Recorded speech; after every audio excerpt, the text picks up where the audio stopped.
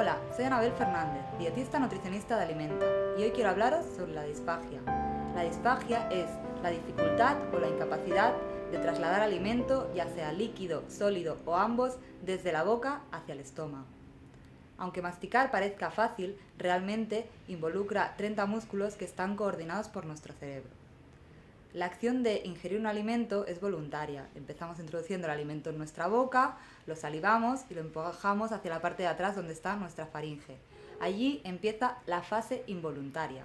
En ese momento nuestro cerebro envía una señal a los músculos de la faringe y el esófago para que hagan las actividades necesarias para llevar el alimento hacia el estómago. Hay algunos síntomas o signos clínicos que nos pueden hacer ver que una persona padece disfagia, y a los que tenemos que estar atentos, sobre todo con los más mayores de la familia.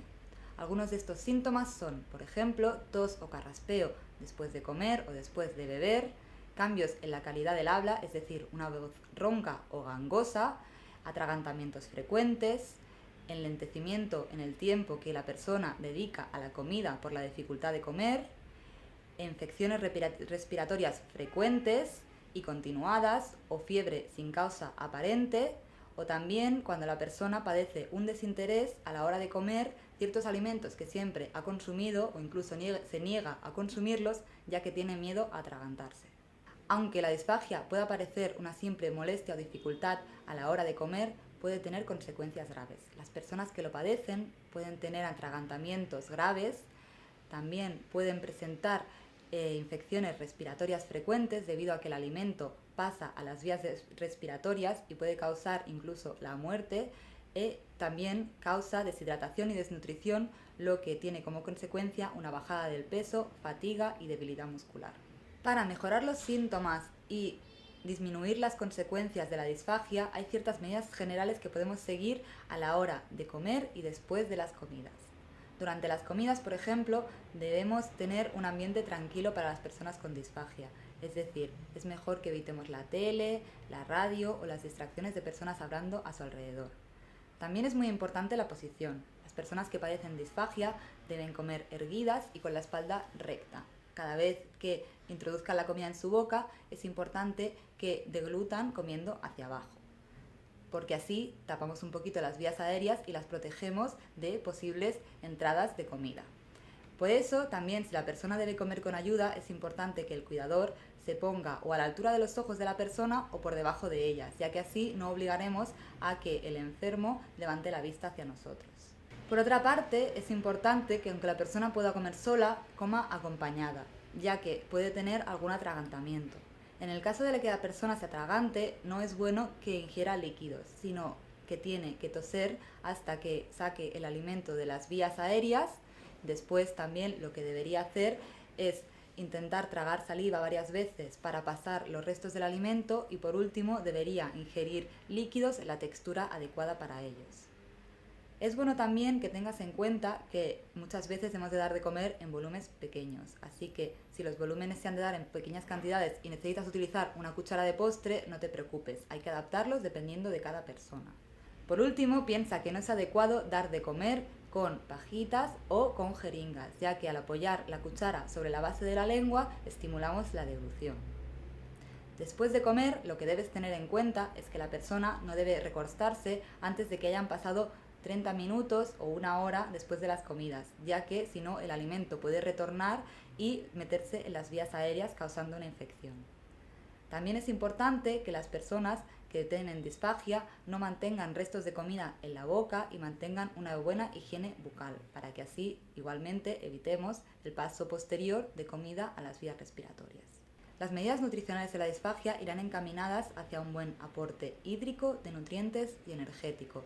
Para ello hemos de encontrar la textura, el volumen y la temperatura correcto y no olvidarnos de que también la comida debe ser agradable.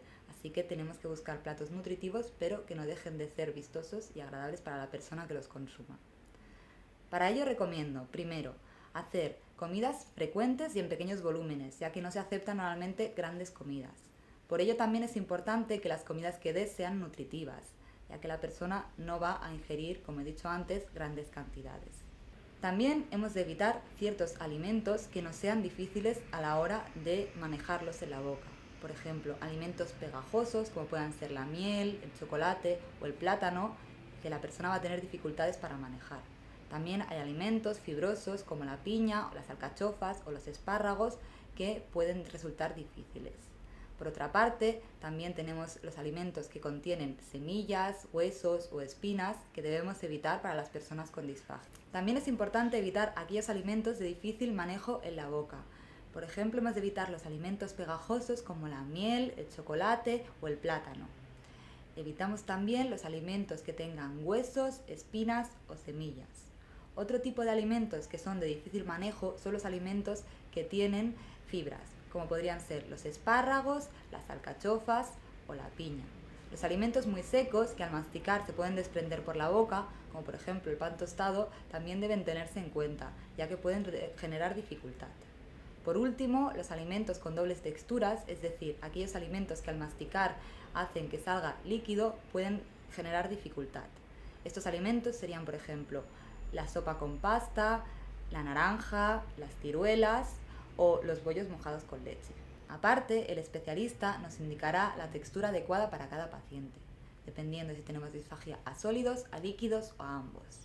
Si tenemos disfagia a sólidos, normalmente la textura varía desde purés homogéneos hasta dieta blanda, que simplemente son alimentos de fácil masticación.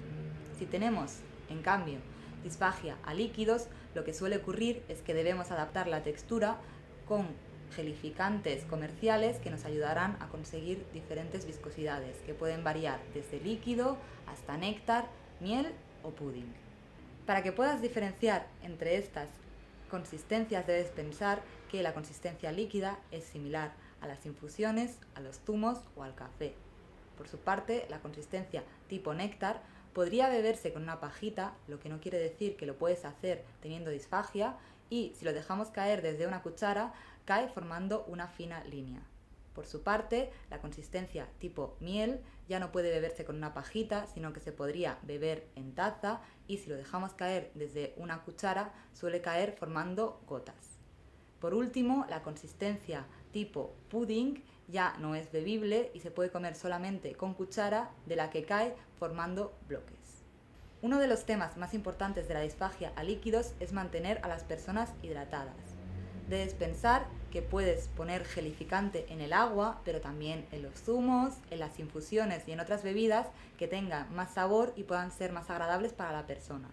De este modo, teniendo la consistencia adecuada, podemos mantener una buena hidratación.